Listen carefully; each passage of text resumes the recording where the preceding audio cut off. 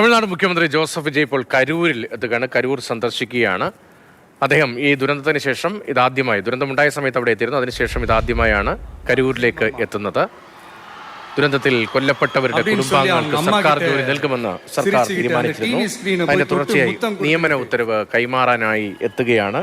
32 പേർക്ക് സർക്കാർ ജോലിയുടെ ഉത്തരവ് ഇന്ന് കൈമാറി. மழலை கூட சரியா வராதப்போ ஒரு பேப்பர் மேகசின்ல என் போட்டோவை பார்த்தா அது சிரிச்சுக்கிட்டு, அந்த கள்ளங்கபடம் இல்லாத அந்த சிரிப்பு, அந்த கடவுள் மாதிரி இருக்கிற அந்த பச்சை பிள்ளைங்களை இழந்திருக்கோம்யா. என் அக்கா, தங்கச்சி, அண்ணன், தம்பி, குடும்ப உறவுகளை இழந்து அந்த வலியோட இருக்கிற என்ன நீங்க ஏளனமா பேசுறீங்களா? என் மேல பழிய தூக்கி போடுறீங்களா? இப்படி ஒரு சம்பவம் நடந்துருச்சு. இது ஏன், எதனால, அதுக்கான பின்னணி என்னன்ட்டு அந்த வலியோட வீட்டுல உட்கார்ந்துட்டு இருக்கிற ஓடி ஒளிஞ்சிட்டான் வர சொல்றீங்களா? வாயின்னு முன்னிருந்தா என்ன வேணாலும் பேசுவீங்களா?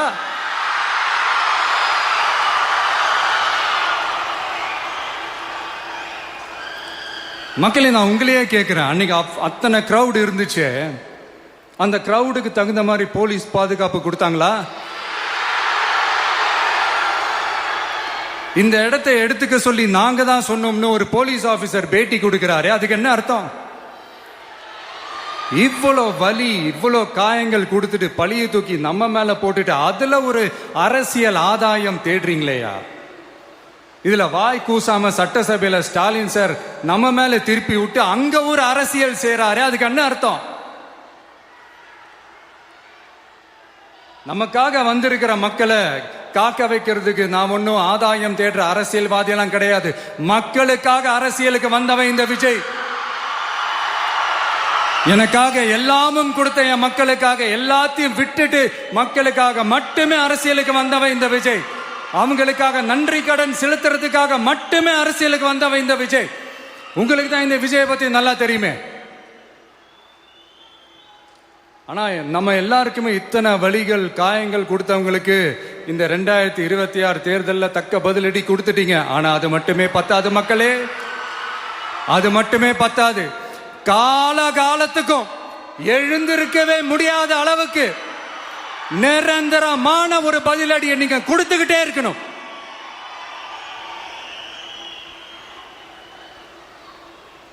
இப்படிலாம் பண்ணா நான் மக்களை விட்டு ஓடிடுவேன் நினைப்பா? யார் என்ன ஓடினாலும் நான் மக்களை விட்டு எல்லாம் ஓட மாட்டேன். அன்னைக்கும் சொன்னேன், இன்னைக்கும் சொல்றேன், நாளைக்கும் சொல்றேன், தில்லா சொல்லுவேன், கெத்தா சொல்லுவேன். பணமா ஜனமா அப்படின்னு கேட்டா என் ஜனம் தான் எனக்கு முக்கியம்.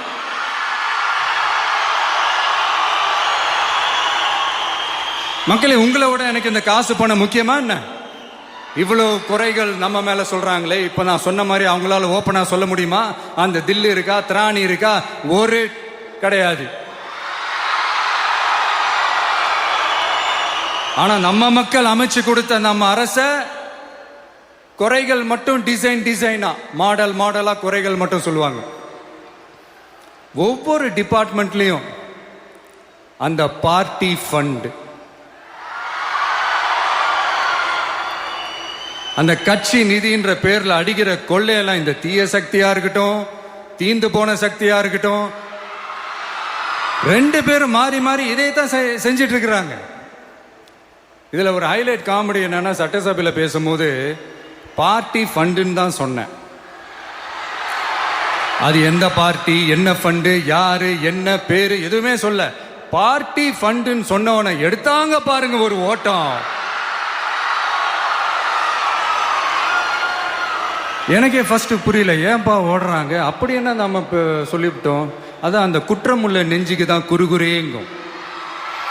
இது எப்படி இருக்கு தெரியுமா? எங்க அப்பா பீரோக்குள்ள இல்ல, எங்க அப்பா பீரோக்குள்ள இல்ல அப்படின்னு சொல்ற மாதிரி. ஐயோ, ஏன் கேக்குறீங்க? இவங்களோட செம்ம கூத்தா இருக்குங்க, செம்ம ஃபன்னா இருக்கு.